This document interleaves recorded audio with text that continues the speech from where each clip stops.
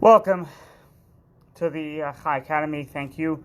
I had a glitch here with the computer. I have to figure that out. But right now I'm using my phone. So I hope you can hear me fine. So welcome and thank you for joining us. For those of you who are returning, this is an ongoing class, albeit each one is independent on ethics and beliefs. And if you're new, then this is one in a series of a lot of topics that you can join, and you can find previous classes at thechaicenter.com/academy. So today's topic is leadership. Have you ever asked yourself, what is a leader? And we know in Jewish history, our quintessential leader, the paradigm of leadership, if you will, was Moses. Right? Moses, hello Eileen. Moses was obviously the greatest leader we ever had. He started the Jewish nation. He spoke to Pharaoh. He took us out of Egypt. He gave us the Torah, and he was our leader. What made him special? What made him special? So in the Torah itself, the Torah doesn't really say what made him special. It does say a couple of stories about him that we can glean. Today I want to focus particularly on one vignette, if you will, about Moses' life. And it's not necessarily stated clearly in the Torah, but the Midrash picks up on it. And it is one of the most fascinating lessons that you will hear. It's one of, forget you, it's one of the most fascinating. This is so impactful to those who hear this lesson of leadership. Now, you could be a leader as in a boss. You can be a leader as a rabbi. You can be a leader as a parent. You can be a leader as a teacher. You could be a leader as the patriarch or the matriarch of your family. You could be a leader where you're running a project. So when I say leadership, I don't mean, creme de la creme and Moses. But what is leadership? How does leadership come about? So we know the very first time Moses spoke to God is, if you look in Exodus, was he met God by a burning bush. Right? As the Torah tells us, Moshe haya ro'eh, Moshe was a shepherd, and one day as he was shepherding, he came across a burning bush, and the angel of God spoke to Moses, and then when Moses responded, God said, okay, I'm going to intervene, and God spoke to him. So we have a little bit of a clue that Moshe was a ro'eh. Moshe was a shepherd. He shepherded people. There is a very, very famous midrash. It's Shemos Rabbah. It's an ancient discussion. Shemos Rabbah is a compilation of the different teachings of the rabbis, the early rabbis. And in the Shemos Rabbah, it says as follows. And you may have heard this story. That one day, while Moshe was shepherding his sheep, one gedi, or one sheep, wandered away, and Moshe chased after him. And this little sheep, came across a bricha of mayim, came across some water, and he drank from the water. Now, Moshe, this is what the Midrash Rabbah said. I'm going to quote it to you. Moshe said to himself, or to the sheep, I talk to my dog, do you? Moshe said to him, I did not know you ran away because you are thirsty. You are so exhausted. The Midrash Rabbah continues, he then put the lamb or the sheep, whatever it was, on his shoulder, and carried him back. The Holy One concludes the Midrash Rabbah, since you tend the sheep of human beings with such overwhelming love, by your life I will swear that you will be the shepherd of my sheep, Israel. So because Moshe was concerned about this little sheep, and he chased after him, and he picked him up, and he brought him back. So God was very impressed, visibly impressed. Now,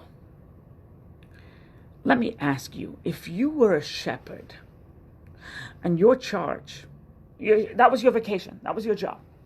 Your charge was shepherding sheep. In this case, Moses was shepherding his father-in-law's sheep, Jethro's sheep. And while in the desert, a sheep ran off.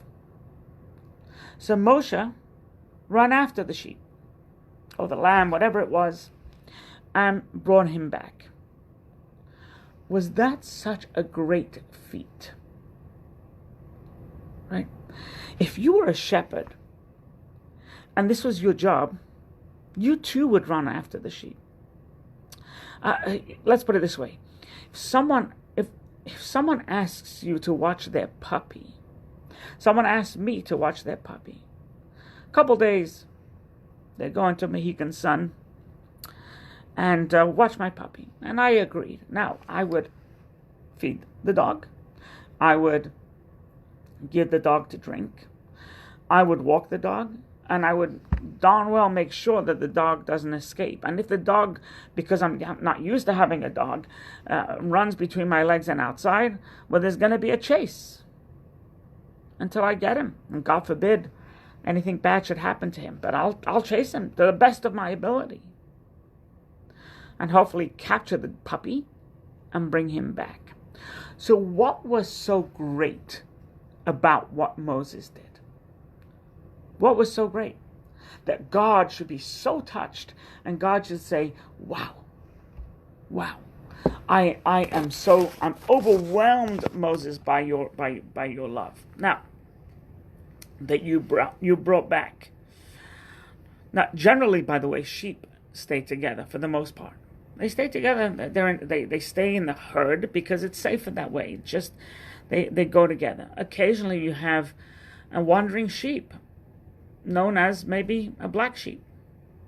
Now, a shepherd, right? If you notice Moses' response, Moses didn't grab the sheep and give it a telling off and yelling at it. He didn't hit it. He didn't grab it with his stick and pull it by its neck. I forget what the stick is called. And pull it by its neck and say, "Get over here." Right? Instead, Moshe turned inwards. Moshe looked at himself, and he didn't say, "Why'd you run away?" or "Stupid sheep." He didn't say that. What did he say? He says, "I did not know you run away because you're thirsty." Moshe said to himself, wow, this sheep didn't just run away. It's not just a bad sheep or a wild sheep or an obnoxious lamb or but rather it had a reason. It was thirsty. So it didn't just run away because of this is a runner. It ran away because it was thirsty, and it's called survival. So Moses looked at it and goes, wow, I didn't realize. OMG, I didn't realize. And you ran all this way to get a drink. And he put him on his shoulder, which is very tender, and he brought him back. This is one of the greatest lessons of leadership. Look inwards. Don't look at the problem. Look inwards and see what is the cause of the problem. Think about think about a teacher, or think about a parent, right? Your child acts out, and do your homework, no. Go to school, no. Do this, no. Right? Is it a bad child? Or is there some underlying cause that's making this child act out?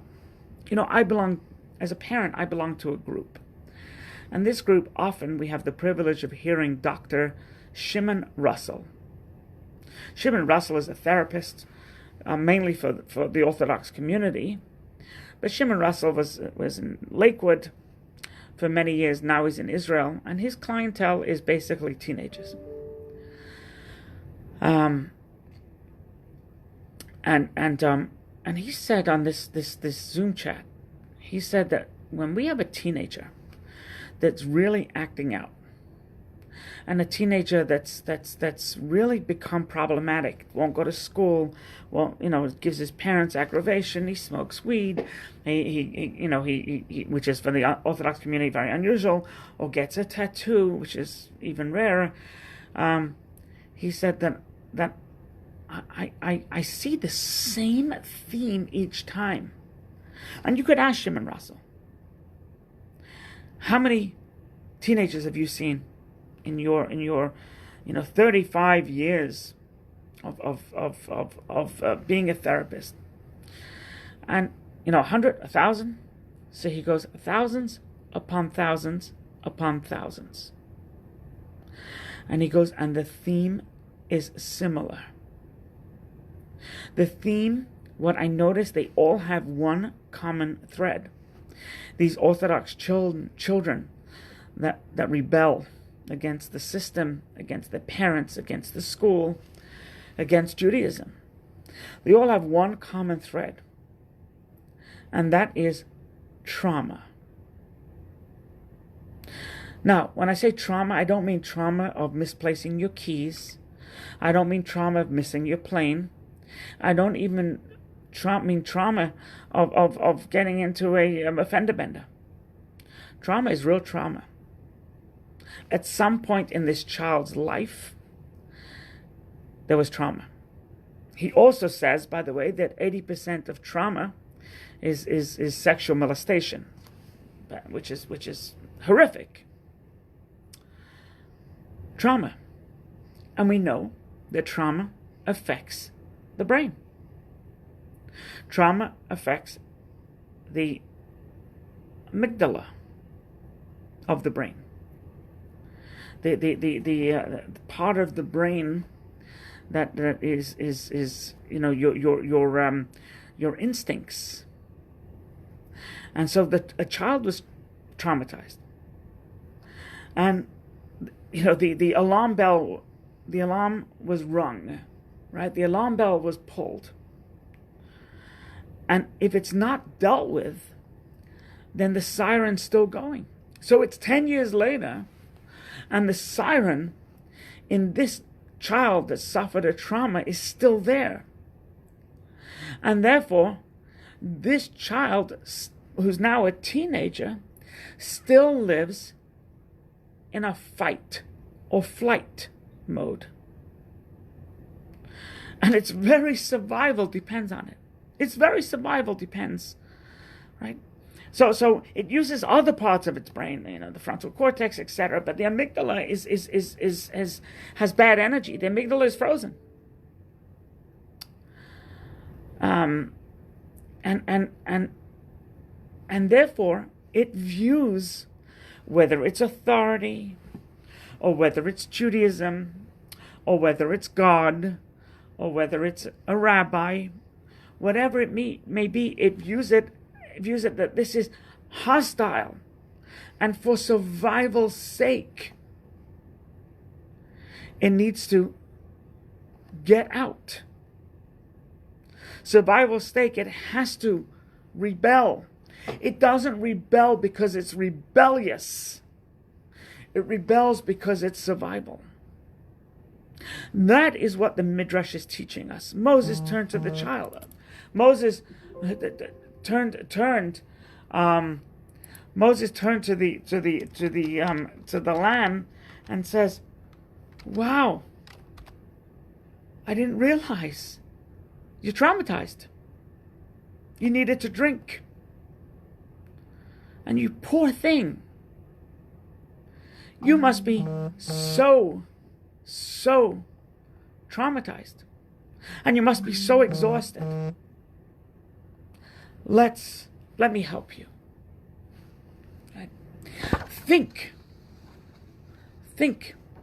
of a story, and it happens. I'm sure it happens every day. There's a child that acts out in the class. So eventually, the teacher kicks the kid out. I can't, disrupting the whole class, and all fine and well. And then it tells the child that I'm going to call your parents, or you're going to get a punishment, or you're going to have detention, or whatever it may be. So the child is in the hallway, and the principal sees the child. And this is a story that happened. The principal says, "Come to my office." The child says, "No." He goes, I just want to talk. I want to talk. What happened here? Well, no punishment. Just come and talk. So this child came in. It was a female. It was a girl. What happened? The child didn't answer. What happened? The child didn't answer. Eventually the child answered. And the child said, "My mother has cancer. And I'm so distraught. I'm so incredibly distraught that I can't even think straight. Homework, I can't do homework. Schoolwork, I can't focus." Right? So the principal puts her arm around the child and says, okay, and lets the child sob on the principal's shoulder. The principal then sends this child to the school therapist, etc., etc.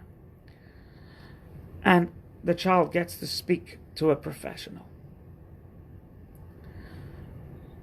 When the teacher hears this, the teacher realizes that this could have gone exactly in the opposite way by her saying, "You're punished, call your parents, you're going to get a punishment," etc.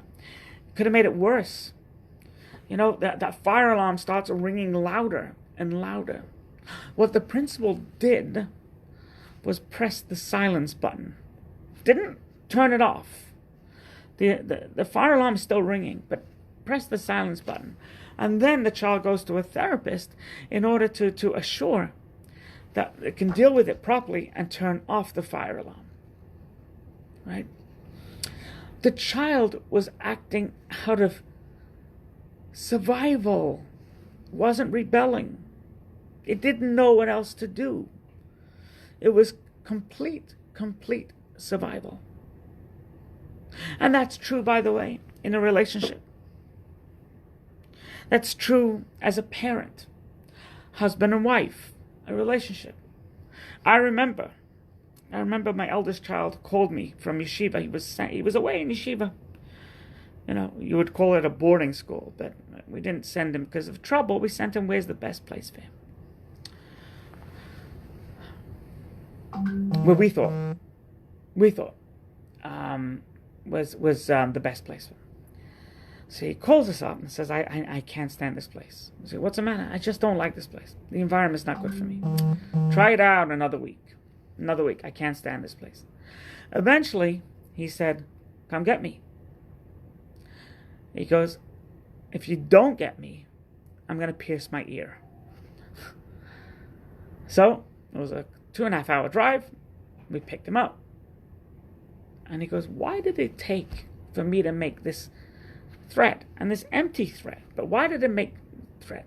So all along the child was talking, the child was communicating, but we weren't listening. Once we picked him up and we fully heard him, and instead of poo-pooing, we validated him that this is not the right place, all the issues went away and we found a place where he was happy and we were happy. Child doesn't rebel Yes, are there children that rebel? I'm sure. But Shimon Russell says he hasn't met any. Think of it, the dynamic. Think of the dynamic of a husband and wife. The wife, when she speaks to her husband, she speaks in an authoritative tone, right? Right? She says, oh, this charge, what is this charge? We need to talk about this charge. And the husband freezes. Or, my opinion is we need to do this with the kids. And the husband freezes. And because the husband doesn't deal with it properly, it becomes somewhat of an issue. What the husband should do is, why am I freezing whenever she speaks? Why? Why can't I stand when she speaks? And to me, it's a harsh tone when it's probably not a harsh tone. So that instead of just letting it be, you got to shut the alarm off. You have to try and figure out and look it internally, like Moshe did. Lamb, sheep, why did you run away? Wow. You were thirsty, and you must be exhausted. That was the answer. Why can't you hear your wife talk to you? Is because you're thirsty. Thirsty for love. Thirsty for tenderness. Look inwards. Go to a therapist. Turn the alarm off, for crying out loud. So if we have something that we need to deal with, then we have to deal with it.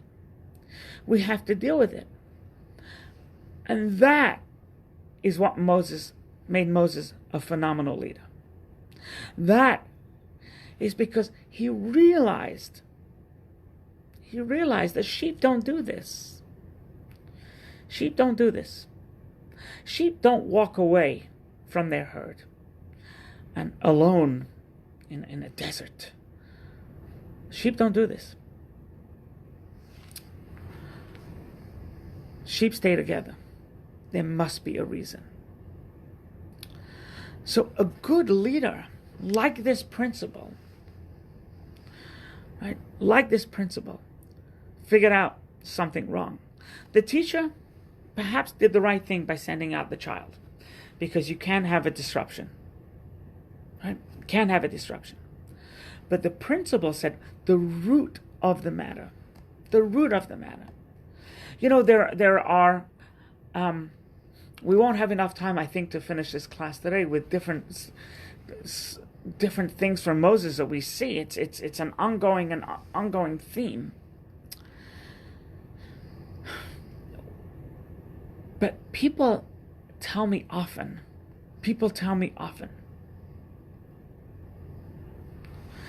That's a great question, Don. Decide they want the leader to lead them. You know, there is a midrash that says that we choose our parents. We choose our parents.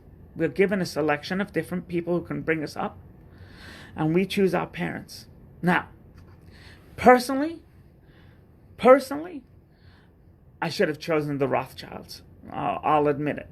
I should have chosen the Rothschilds, and if not the Rothschilds, I should have chosen, Stoudemire. He's 7'2". But we choose, yeah. Many times you choose your leader. It's interesting. The Rebbe of Lubavitch, right? Lubavitcher Rebbe sent many shluchim, many emissaries all over the world. There's thousands upon thousands of us, right? And it's interesting is where they sent me kind of worked. If they would have sent me perhaps to Quebec, if the Rebbe sent me to Quebec, I may not have, or Switzerland, I can't stand the Swiss and their rigidity, right? I wouldn't have been the right guy. And you sent me to Germany, I would have been rude every time I hear that accent. that language, right? So the Rebbe sent me here, and he sent someone else to Sweden, someone else to Switzerland, someone else to Belgium, someone else to Nassau County, someone else to East End. Right? It's gotta match. And by the way, for the most part, 99.9% of the Rebbe's emissaries have success in some level. May not be financial success, but we don't know. You're not judging success over financial. You're not judging success over size of organization, institution. It's the impact you have, the effect you have, not even the impact. The effect. Are people better because of you? So great question, Don. Great question right there. So I can't tell you how many people tell me that they hate Judaism. They hate Judaism. And the reason why they hate Judaism is because their Hebrew school was like a camp, not a summer camp. The teacher was rough. The teacher was physical. The teacher was mocking. It wasn't enjoyable. They learned by rote. It was frontal teaching. The principal was even worse. And not only didn't they have a good time, they had a terrible time. Not only did they not have good feelings, they have bad feelings. And as soon as they were bar bat mitzvah, they were like a bat out of Gehenna. You know what another word for that is? Trauma. Their Hebrew school was trauma. Their rabbi was traumatic. And they could not move on. And therefore, they left the whole thing. The next time they met a rabbi was when they got married because their parents insisted. Right? And sometimes, God forbid, they're lost for a very long time. Other times, you meet them. And P.S., this is why I do the Chai Academy. It's because there may be one person who is disenfranchised, disgusted, found Judaism despicable, angry with God. And they may, who knows, just don't know.